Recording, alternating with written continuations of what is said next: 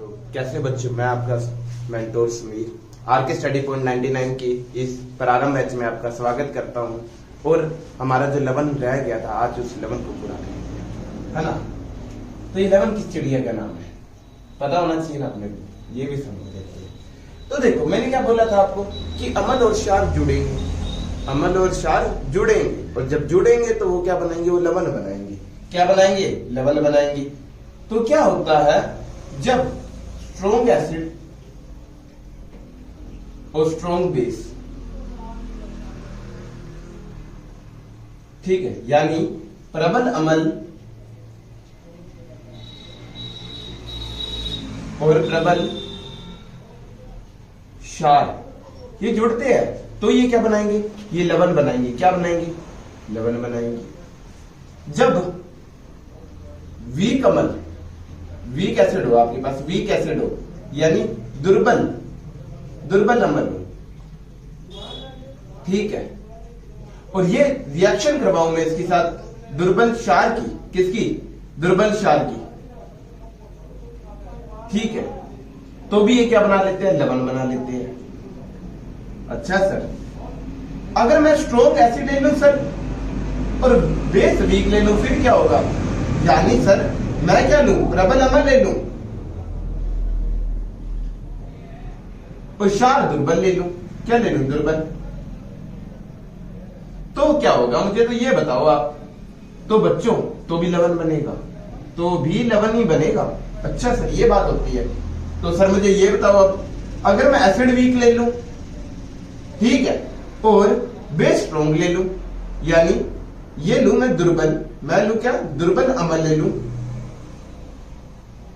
और क्षार प्रबल ले लूं। सर क्षार क्या लूं, प्रबल ले लूं, प्रबल क्षार लूं, तो क्या होगा?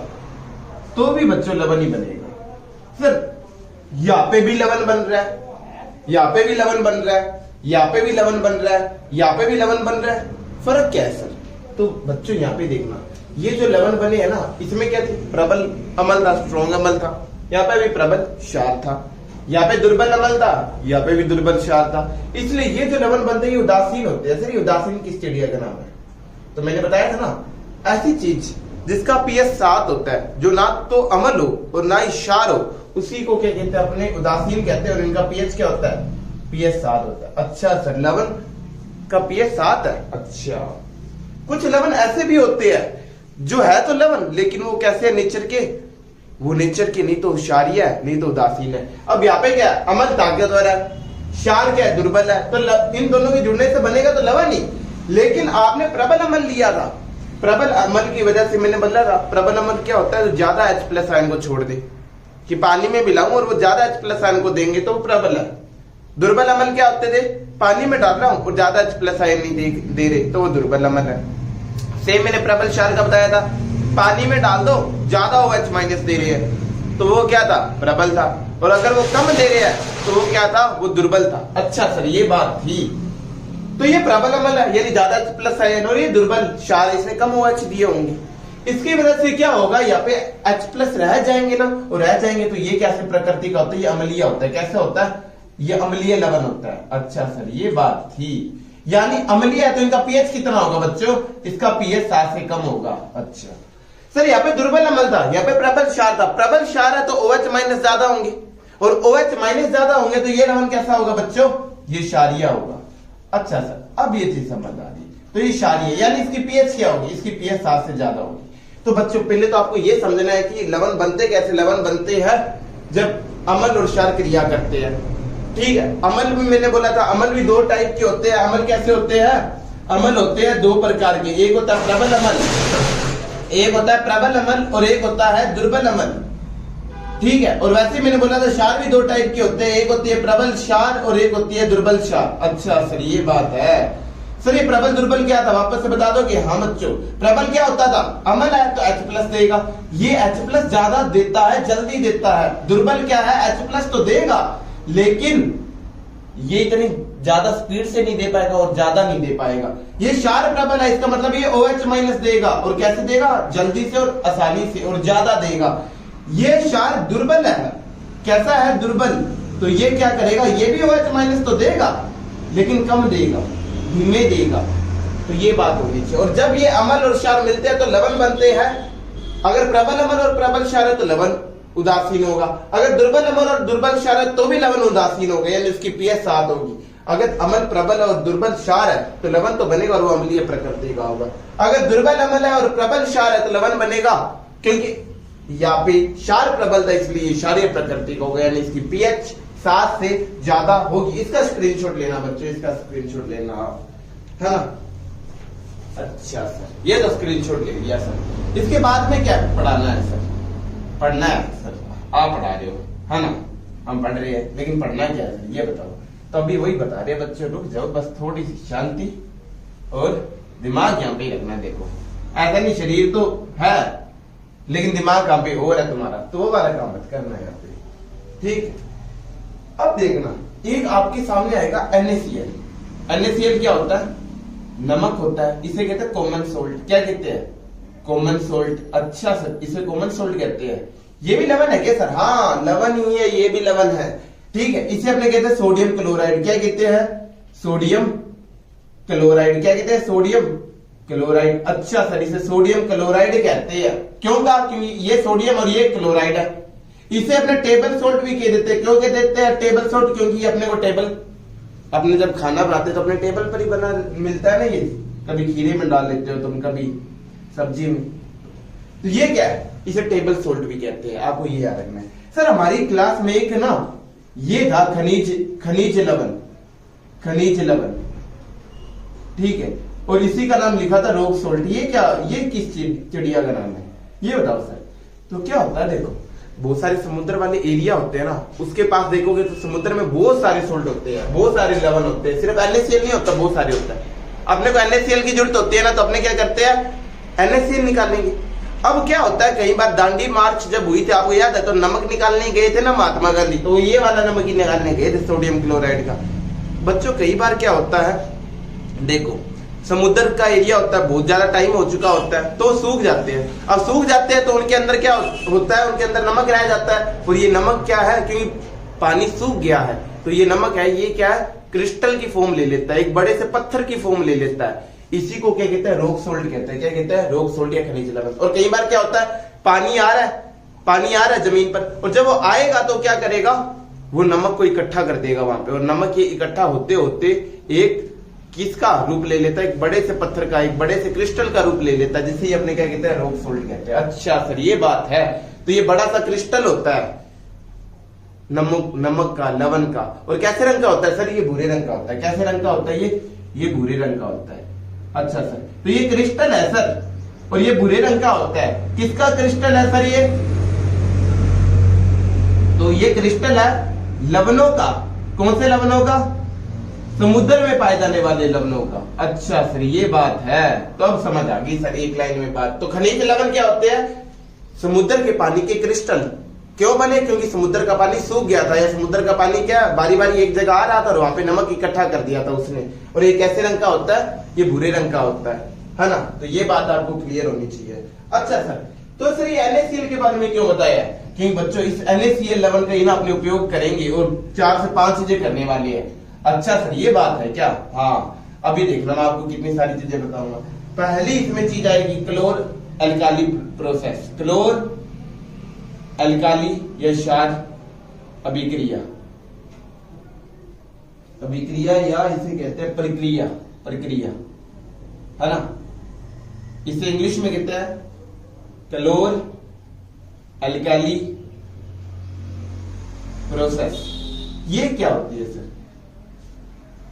ये प्रक्रिया है नमक को लेकर, किसे बनाने की? नमक को लेकर NaOH यानी सोडियम हाइड्रोक्साइड को बनाने की। अच्छा सर, ये बात होती है। इसमें क्या होता है सर, बताऊं इसमें क्या होता है? इसमें आपको लेना है कंटेनर। कंटेनर ले लिया सर, कंटेनर तो ले लिया। यहां पर क्या लगा दोगे? यहाँ पे अपना होंगे इलेक्ट्रोड। मैंने बताया था इलेक्ट्रोड क्या होता है, सभी जानते हैं। इलेक्ट्रोड क्या होता है, सभी जानते हैं, जिसके अंदर से बिजली भेजूंगा मैं। यहाँ पे लगाते हो बड़ी सारी बैटरी, ये प्लस हिस्सा बैटरी का, और ये छोटे वाला होता है छुटकू वाला माइनस हिस्सा। तो ये होता है प्लस हिस्सा, ये होता है माइनस हिस्सा, ये आपकी बैटरी है, ठीक है। अब क्या होगा बच्चों, ये क्या इलेक्ट्रोड है, ये क्या इलेक्ट्रोड है। अच्छा सर, अब क्या होगा, इसके अंदर सबसे पहले तुम क्या करोगे, नमक लोगे और नमक को पानी में घोल लोगे। किसके अंदर घोल लोगे बच्चों, पानी के अंदर।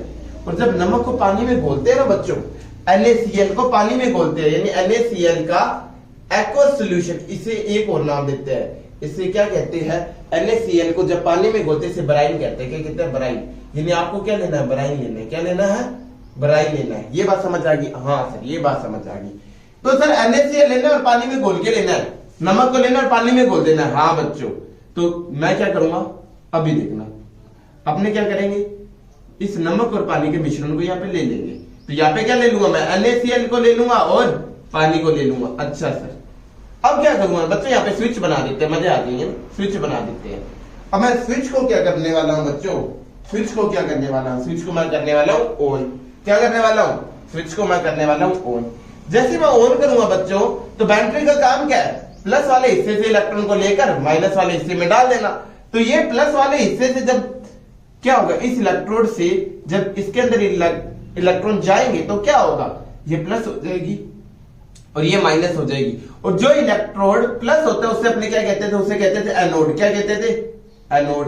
और जो हिस्सा माइनस होता था उसे कहते थे अपने कैथोड। तो ये क्या है, कैथोड है। अच्छा सर ये भी समझ आ गई, ये बात भी समझ आ गई सर। अब क्या होगा बच्चों, मैंने बोला इसके अंदर क्या डाला हुआ है, NaCl डाला है। जैसे पानी में नमक को डालते हैं ना, ये अपने आयन में टूट जाता है। आयन कौन से होंगे, एक तो होगा Na+, एक होगा Cl-। अच्छा सर ये बात है। और पानी भी पानी होता है, ये भी पता है टूटता रहता है, पानी का ऐसा रहता है, ये पानी है ना, पानी H2 ये टूटता रहता है। किसके अंदर टूटता है, एक तो H+ में और एक OH- में। और टूटकर वापस से, जैसे टूटा ये वापस से भी पानी बन जाता है, इसे कहते हैं टूटना और वापस से वही बन जाना, इसे कहते हैं अपने इक्विलिब्रियम, जो अपने 11वीं में पढ़ेंगे, अभी की बात नहीं है ये।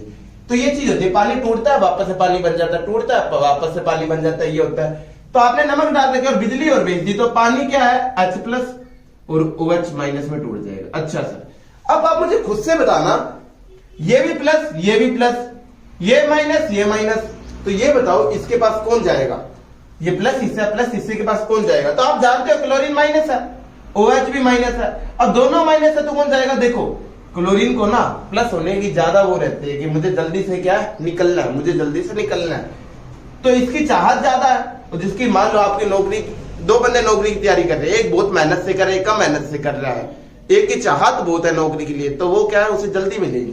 तो सेम इसके साथ है, ये क्लोरीन है ना, ये भी माइनस और ये भी माइनस है, OH-, लेकिन क्लोरीन की चाहत बहुत है, इसलिए ये क्या करता है, ये इसके पास जाता है।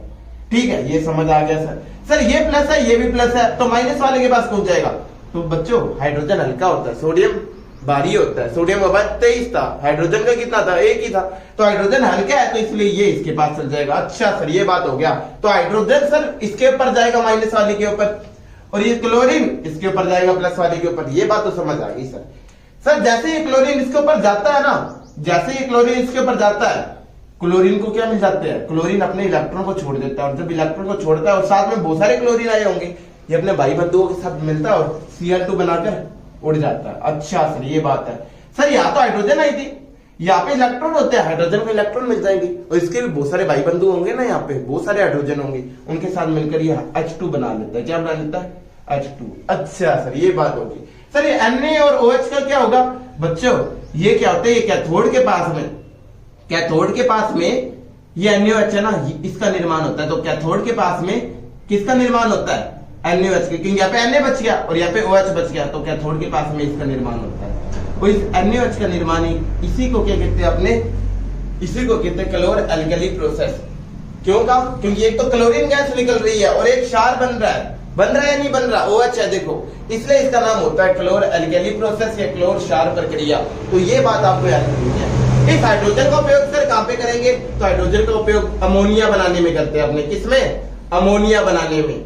अच्छा सर और किसके अंदर कर सकते हैं सर हाइड्रोजन का उपयोग, और फर्टिलाइजर और जैसे दूसरी चीज है ना, उनमें भी बनाने में कर लेते हैं, फ्यूल के रूप में करते हैं। हाइड्रोजन भी एक फ्यूल के तौर पर काम करता है, ये दो याद रखना। एक मार्गरीन भी लिख रखा है तो वो भी लिख लेना आप, मार्गरीन बनाने में भी इसका यूज होता है। अच्छा सर ये 3 चीजें बनाने में होता है। क्लोरीन का उपयोग सर कहां करता है, एक तो पानी को साफ करने में क्लोरीन का उपयोग करता है, कहां पे, पानी को साफ करने में। ठीक है, पानी को साफ करने में करते हैं। अच्छा सर, एक तो ये हो गया कि पानी को साफ करने में करते हैं। और सर क्लोरीन का उपयोग कहां पे करते हैं सर? पीवीसी बनाने में करते हैं। और क्लोरीन का सर उपयोग कहां पे करते हैं? सीएफसी बनाने में करते हैं। और सर क्लोरीन का उपयोग कहां पे करते हैं? कीटनाशक बनाने में करते हैं। कहां पे? कीटनाशक बनाने में। और सर और रोगाणुनाशक बनाने में भी इसका उपयोग होता है। तो ये बात आपको याद होनी चाहिए, ठीक है? ये बात याद रहेगी। कहां पे इसका उपयोग हो रहा है? एक तो Cl2 का उपयोग हो रहा है पानी को साफ करने में, पीवीसी बनाने में। हो रहा है नहीं हो रहा? हो रहा है सर। अच्छा सर, और बताओ सर। सर ये NaOH बना, इसका उपयोग कहां पे होता है? NaOH का बच्चों उपयोग होता है एक तो साबुन बनाने में। किसमें? साबुन बनाने में। एक इसका उपयोग होता है डिटर्जेंट बनाने में। डिटर्जेंट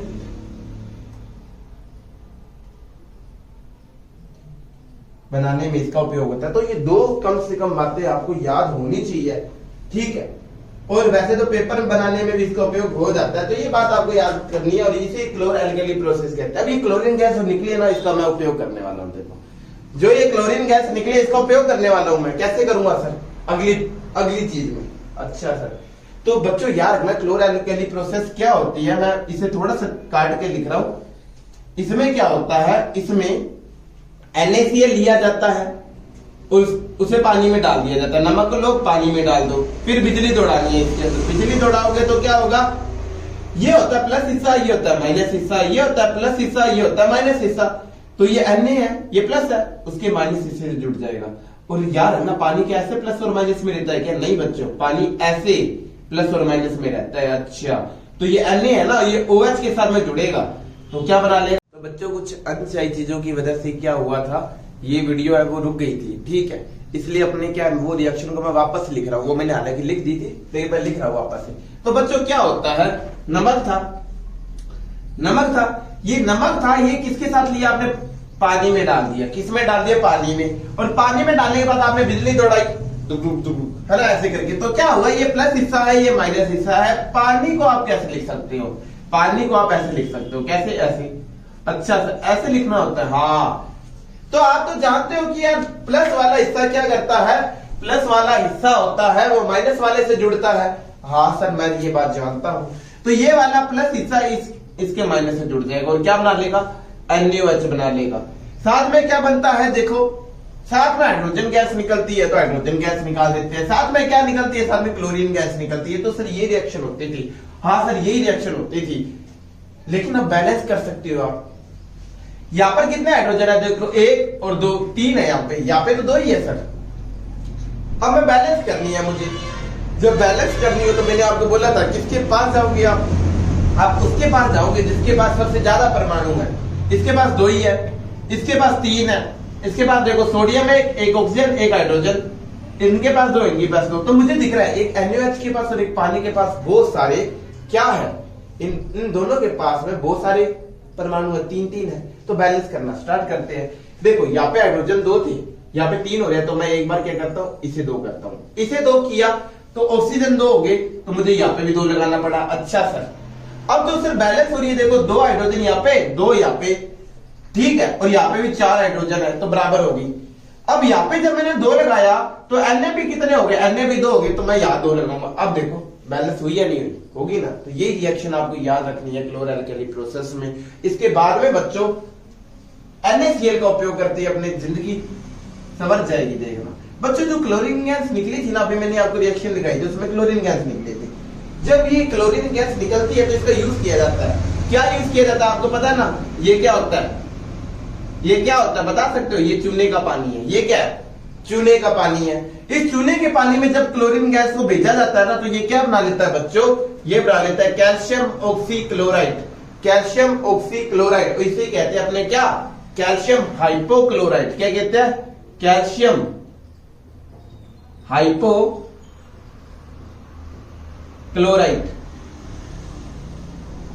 देखो, TiI, क्योंकि ऑक्सीजन जुड़ा है ना। ऑक्सीजन जब जुड़ा होता है तो ITE आता है या ATE आता है, आपको मैं बता चुका हूं ये। तो इसे बोलोगे नहीं तो बोलोगे आप इसे कैल्शियम हाइपोक्लोराइड, नहीं तो आप इसका नाम लोगे क्या? Calcium oxy chloride.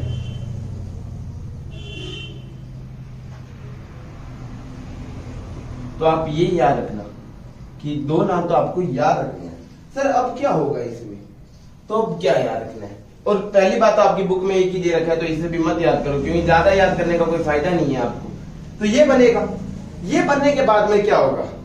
सर ये जो बना है ना, इसका एक नाम होता है जो आपकी बुक में दे रखा है बच्चों। अगर आप इसे ध्यान से देखते हो ना, इसका नाम क्या दे रखा है? तो बच्चों साथ में क्या बनता था? साथ में पानी बनता था। बच्चों ये याद रखना, जो इसका नाम क्या है, इसका नाम होगा कैल्शियम हाइड्रोक्साइड। क्या है? Calcium hydroxide. इसलिए अपने चूल्हे का पानी कहते थे ना कैल्शियम हाइड्रोक्साइड। क्यों का इसे कैल्शियम हाइड्रोक्साइड? क्योंकि इसमें कैल्शियम और एक हाइड्रोक्साइड है। तो ये बात तो सर याद हो जाएगी। अच्छा सर ये बताओ, सर ये बताओ, इसे इसका दूसरा नाम क्या है? चूने का पानी। क्या है? चूने का पानी। अच्छा सर इसकी बात तो पहले ही हो चुकी है, मुझे अब इसका भी बता दो। अरे आराम से बच्चों, आराम से इसका यूज देखते हैं बच्चों। जो ये मेरे पास विरंजक चूर्ण बना है, कैल्शियम हाइपोक्लोराइड बना है, इसका यूज क्या है? तो बच्चों यार मैं इसका यूज क्या है? इसका पहला यूज किया जाता है किसके? जो कॉटन आपने देखा होगा, कॉटन के कपड़े होते हैं या लिनन के कपड़े होते हैं, है ना, इनको ब्लीच करने में इसका उपयोग करते हैं। ठीक है, पेपर इंडस्ट्री होती है ना, पेपर इंडस्ट्री, पेपर बनाने में। तो पेपर इंडस्ट्री में क्या होता है? पेपर इंडस्ट्री में जो लकड़ी होती है ना, उसका मज्जा होता है ना, हिस्सा होता है, वुड पल्प जिसे कहते हैं, उसे भी ना ब्लीच करने में इसका उपयोग करते हैं। अच्छा सर ये बात है। सर और क्या करते हैं? देखो बच्चों इसके अंदर क्लोरीन है, वो क्लोरीन आपको याद होगा, तो अपने किसके अंदर यूज करते थे? क्लोरीन का यूज करते थे अपने पानी को साफ करने में।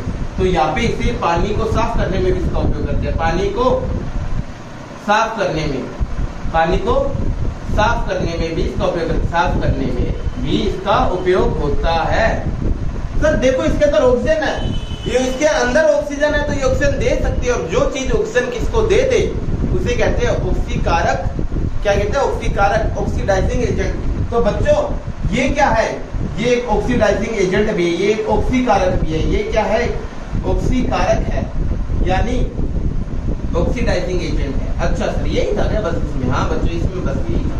तो ये आपका विरंजक चूर्ण हो गया। अच्छा सर बस इतना था कि चूल्हे के पानी में जो क्लोरीन गैस निकली थी उसे डाल देना, डालोगे ये चीज बन जाएगी, साथ में पानी निकल जाएगा। इसका उपयोग क्या करते हैं? ऑक्सीजन है सर, ऑक्सीजन देगी दूसरे को, तो ऑक्सीकारक है। सर क्लोरीन भी है इसके अंदर, और क्लोरीन तो पानी को साफ करता है, तो पानी को भी साफ करेगा। और ब्लीचिंग पाउडर है, तो ये ब्लीच भी करता है, रंग उड़ा देता है ना कहीं चीजों का। तो कॉटन और लिनन का और पेपर इंडस्ट्री में वुड का, तो ये याद रखना है यार। अच्छा सर ये याद रहते हैं।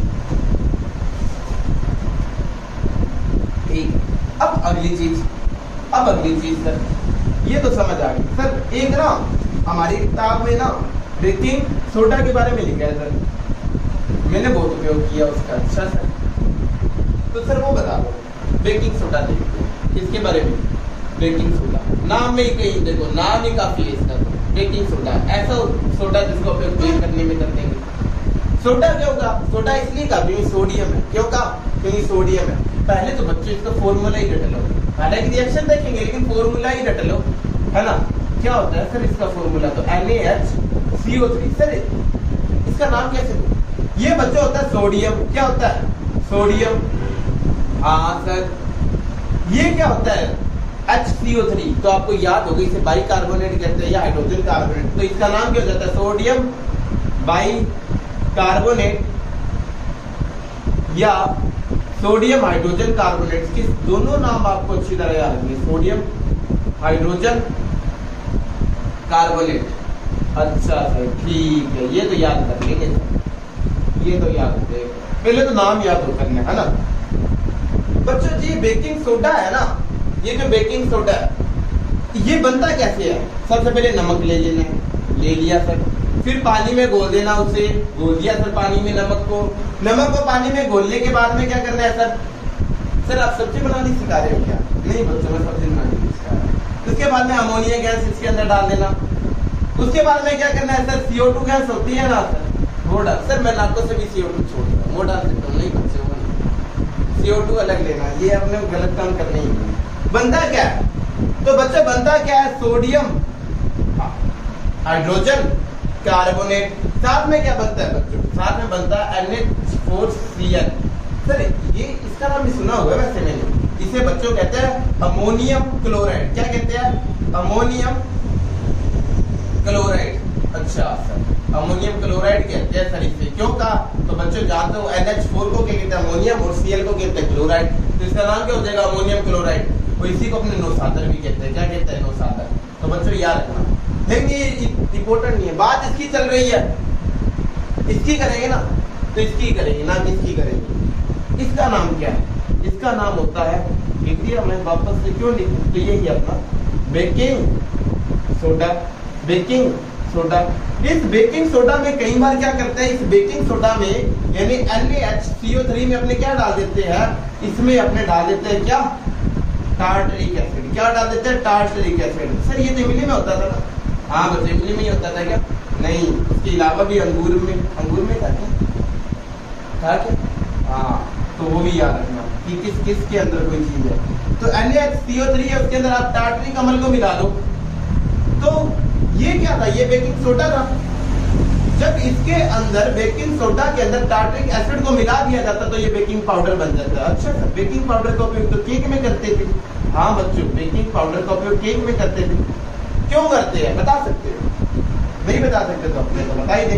ये बेकिंग पाउडर का उपयोग अपने केक में करते थे। सबसे पहले अपने यूज करेंगे कि बेकिंग जो सोडा था, बेकिंग सोडा था, उसका यूज कहाँ करते हैं बच्चों? ये क्वेश्चन आएगा। तो बच्चों इसका यूज कहाँ पे करते हैं? एक तो बेकिंग पाउडर बनाने में करते हैं। कहाँ पे? बेकिंग पाउडर बनाने में करते हैं। अच्छा ये बात है। दूसरा इसका यूज कहाँ पे करते हैं? दूसरा इसका यूज कहाँ पे करेंगे बच्चों? सोडा एसिड फायर एक्सटिंग्विशर बनाने में, फायर एक्सटिंग्विशर बनाने में। सर ये फायर एक्सटिंग्विशर क्या होता है? आग बुझाने वाला। आग बुझाने वाले में ये डालते हैं। क्यों? ये क्यों डाला सर? सोडा एसिड क्यों डाला? बच्चों पता है क्या होता है? इसमें क्या है? इसमें CO3, और मैंने बोला CO3 में से CO2 निकलती है। ये CO2 होती है ना, ये क्या करती है?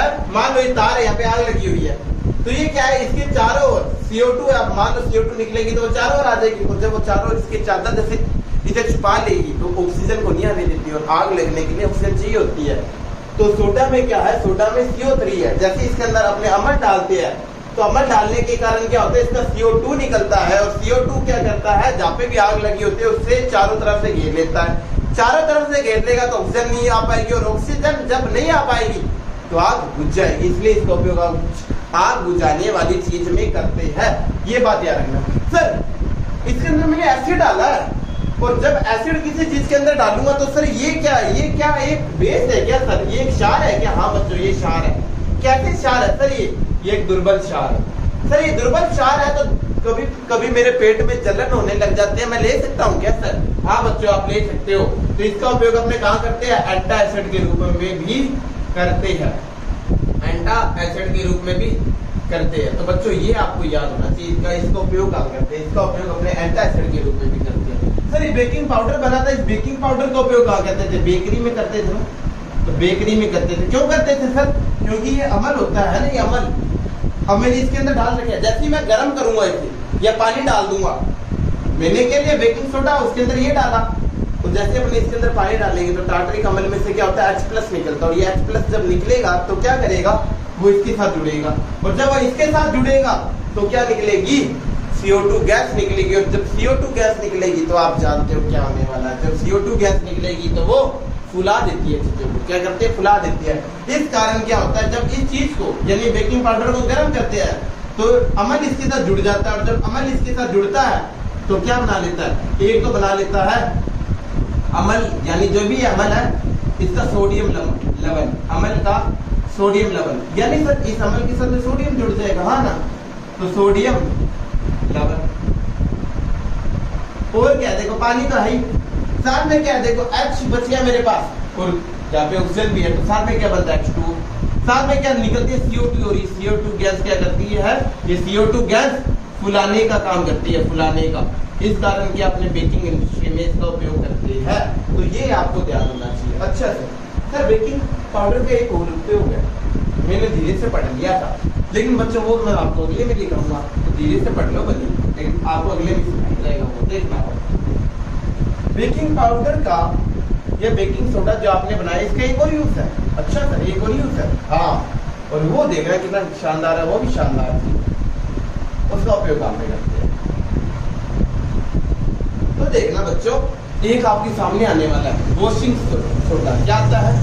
Washing soda, soda, soda. इसका उपयोग काम करते हैं बच्चों। पहले तो फॉर्मूला याद कर लेना क्योंकि बहुत इंपॉर्टेंट है। एक नंबर में सीधे फॉर्मूला पूछ लेगा। तो क्या होता है? इसका फॉर्मूला होता है ये। अच्छा सर, ये वाला इसका फॉर्मूला होता है क्या? हाँ बच्चों। सर ये क्या लिख दिया आपने? बच्चों क्या होता है, जैसे ये ना एक संरचना होती है, ये क्या आयनिक संरचना है। कोई भी चीज के ना स्ट्रक्चर होती है, जैसे अपने शरीर है वो कैसे बना है, उसे कहते हैं संरचना। इस संरचना में पानी होता है, अंदर क्या होता है? पानी। जब किसी चीज के अंदर पानी होता है ना, किसी चीज के अंदर पानी होता है तो उसे कहते हैं क्रिस्टलीकरण पानी, क्रिस्टलीकृत पानी या जल। ये बात आपको याद है, यानी क्रिस्टल के रूप में ये इसके अंदर है, जैसे अपने अंदर पानी है वैसे। ये लिक्विड फॉर्म में नहीं होता, क्योंकि ये लिक्विड फॉर्म में नहीं है तो ऐसा नहीं है। देखो जैसे आप सोचो ये तो पाउडर है, अगर मैं साथ लगाऊंगा तो क्या होगा बच्चों? ये गीला नहीं होता, ये भी क्या होता है? सूखा होता है। पानी है ना, वो इसकी संरचना के अंदर है। इसका मतलब ये नहीं है कि ये पानी इसे गीला कर देगा, ये पानी इसे गीला नहीं करता। और बच्चों ये हमेशा, क्योंकि ये क्या पानी है तो इसे कहते हैं हाइड्रेटेड है। जैसे अपने होते हैं ना, कभी कभी पानी की कमी हो जाती है तो अपने कहते हैं डॉक्टर डिहाइड्रेट हो चुके हो। डिहाइड्रेटेड नहीं, पानी की कमी, क्योंकि इसके अंदर पानी है इसलिए हाइड्रेटेड है। तो इस सोडियम कार्बोनेटेड को आपको क्या करना है? हाइड्रेटेड करना है। कितना पानी डालना है? 10। तो सर कभी कभी ना ये क्रिस्टलीकृत जल की ना परिभाषा भी पूछ लेते हैं। ये क्या होती है? ये होती है कि कोई भी आपने लेवल लिया, उस लेवल का फॉर्मूला लिखा आपने, उसके अंदर कितना पानी है, कितने पानी है, उसी को क्या कहते हैं? क्रिस्टलीकृत जल कहते हैं। तो याद रखना कि किसी भी लेवल में उपस्थित जल की मात्रा जो इसके साथ जुड़ी होती है उसे क्या कहते हैं? क्रिस्टलीकृत जल कहते हैं। और ये उसकी संरचना के अंदर होता है, इसकी वजह से कोई चीज गिल्ली नहीं होती, ये याद रखना। तो याद रहेगी सर ये वॉशिंग सोडा बनेगा कैसे? मुझे तो पहले ये बताओ। तो बच्चों जो बेकिंग सोडा लिया था ना वही ले लेना। ले लिया सर, मैंने तो ले लिया। इसे गर्म कर देना, गर्म भी कर दिया सर। जैसे इसे गर्म करोगे ना तो बच्चों इसे आगे 2 लगा देना। मैं पहले लगा देता हूँ, पहले साफ कर ही लोगे। क्या बनेगा? एक तो बनेगा Na2CO3। अच्छा सर ये बन जाएगा। और क्या निकल सकता है बच्चों? तो Na2 यूज कर लिया आपने और CO3 को भी आपने यूज कर लिया, तो क्या बच गया बता सकते हो? हाँ सर मैं तो बता सकता हूँ। एक तो सर 2 हाइड्रोजन बच जाएंगे, तो ये 2 हाइड्रोजन है सर। हाँ सर एक CO3 तो बच गया। जब एक CO3 बच गया तो इसके अंदर से क्या निकलेगा? CO2 निकलेगा। और सर ये तो CO3 था तो एक ऑक्सीजन बच गया ना, वो आप यहाँ लगा दो। तो ये चीज बनती है। मेन चीज क्या है? मेन चीज ये है। इसका नाम क्या है सर? तो बच्चों ये 2 चीज से बना, एक तो सोडियम है, एक कार्बोनेट है, इसलिए इसका नाम होता है सोडियम कार्बोनेट। क्या है? Sodium carbonate. तो ये याद रखना, ये सोडियम कार्बोनेट होता है ना, मैंने बोला इसे क्या करना होता है? पानी में डालना होता है। इसके बाद क्या जोड़ना होता है? पानी। क्या जोड़ना होता है? पानी। तो इसके साथ आप पानी जोड़ दोगे, और जब पानी जोड़ दोगे तो क्या हो जाएगा? ये चीज बन जाएगी। क्या बन जाएगी? ये चीज बन जाएगी। अच्छा सर ये बात है। और इसी का नाम क्या होता है? इसी का नाम वॉशिंग सोडा होता है। क्या होता है? Washing soda. असल में अगर आपसे पेपर में पूछे ना सोडियम कार्बोनेट, तो ये सही करोगे, ये ज्यादा सही है क्योंकि पानी जुड़ा होता है। तो आपको याद रखना ये होता है। अच्छा सर तो ये याद रहेगी सर कि ये वॉशिंग सोडा। सर इसका यूज कहाँ पे करते हैं? तो इसका यूज कहाँ पे करते हैं बच्चों? आपको ये बात याद होनी चाहिए कि इसका यूज कहाँ पे करते हैं। एक तो ना देखो पानी होता है ना, कई बार आपने देखा होगा कि साबुन मारते हैं वो पानी है वो चलता नहीं पानी में, ठीक है। डिटर्जेंट का यूज कर रहे हैं लेकिन वो पानी में घुल नहीं रहा सही से, है ना। तो ऐसे पानी को कहते हैं कि ये कठोर जल है। तो इसका उपयोग पानी की कठोरता को दूर करने में करते हैं। पानी में भी 2 प्रकार की कठोरता होती है, एक होती है स्थायी, एक होती है अस्थायी। तो ये पानी की ना दोनों कठोरता को दूर करता है। तो मैं एक ही बात में लिख रहा हूँ, ये पानी की कठोरता को दूर करता है। हार्डनेस ऑफ वाटर को रिमूव करता है, ये कठोरता को दूर करता है। अच्छा सर ये बात याद रहेगी। और क्या काम करता है सर? ये आपने देखा होगा एक ना बोरैक्स नाम की चीज होती है, तो सोडियम कंपाउंड। अब देखो इसके अंदर सोडियम है तो सोडियम की बहुत सारी चीजें बनाने में इसका उपयोग करते हैं, जैसे कि बोरैक्स। और इस बोरैक्स का उपयोग अपने कहाँ पे करते हैं बच्चों? इस बोरैक्स का उपयोग अपने टूथपेस्ट में भी करते हैं। किसके अंदर? टूथपेस्ट। तो ये आपको याद रखना, इसका उपयोग बोरैक्स बनाने में, सोडियम की दूसरी चीजें बनाने में करते हैं। और ये जो बोरैक्स है इसका उपयोग कहाँ पे करते हैं? टूथपेस्ट बनाने में। सर इतना ही है क्या? नहीं बच्चों इसका उपयोग मैं यहाँ पे लिख रहा हूँ तीसरा, कांच, ठीक है, कांच इंडस्ट्री में, पेपर इंडस्ट्री में भी करते हैं और साबुन इंडस्ट्री में भी कर लेते हैं। तो ये याद रखना कि साबुन उद्योग में भी इसका उपयोग करते हैं। बस सर इतना ही है। तो बच्चों एक और चीज है, क्या चीज है सर? अपने क्या है इसका कभी कभी उपयोग, अपने देखो नाम क्या है इसका, नाम है इसका धोने का सोडा। तो इसका उपयोग अपने घरेलू यानी घर के अंदर भी ना सफाई के लिए कर देते हैं। तो घर के अंदर यानी घरेलू उपयोग भी करता है, घरेलू कार्यों में सफाई के लिए भी इसका उपयोग करता है, घरेलू कार्य में सफाई के लिए भी इसका उपयोग किया जाता है, सफाई के लिए भी इसका उपयोग किया जाता है। ये बात है, सफाई के लिए भी इसका उपयोग किया जाता है। अच्छा सर, किया जाता है। बच्चों आपकी क्रिस्टलीकृत जल की परिभाषा किताब में भी लिखी है, आप नोट डाउन कर लेना भले। और मैंने भी बता दिया कि सिंपल सी बात है कि कोई भी लवण लेते हैं उसके साथ जो पानी जुड़ा होता है ना, उस पानी को क्या कहते हैं? क्रिस्टलीकृत जल कहते हैं। इसके वजह से कोई चीज गिल्ली नहीं होती क्योंकि ये क्रिस्टल की फॉर्म में होता है ना। तो याद रखना ये बात, ये सूखे पाउडर जैसा ही दिखता है। अच्छा सर एक चीज रह गई ना सर, हाँ बच्चों किताब में एक और चीज लिखी है आपकी, और वो है प्लास्टर ऑफ पेरिस। तो इसी मिटो देते हैं, लिख लिया होगा मेरे ध्यान से आपने, है ना। इसे मिटो देते हैं और उसके बारे में पढ़ लेते हैं। अच्छा सर ठीक है सर, वो क्या होता है वैसे बता सकते हो क्या सर? ऊपर से बता दो। अरे मैं पूरा ही बताऊंगा कैसे। तो प्लास्टर ऑफ पेरिस को अपने प्लास्टर ऑफ पेरिस क्यों कहते हैं? सबसे पहले क्योंकि ना बच्चों सबसे पहले क्या था, जहाँ पे कोई चीज सबसे पहले मिलती है उसी के नाम पर उसका नाम पड़ जाता है। तो क्या था, पेरिस नाम की जगह आप जानते हो फ्रांस में, वहां पे क्या है, वहां पे सबसे पहले जिप्सम की खोज हुई। तो जिप्सम से क्या बनता है? जिप्सम से बनता है प्लास्टर ऑफ पेरिस।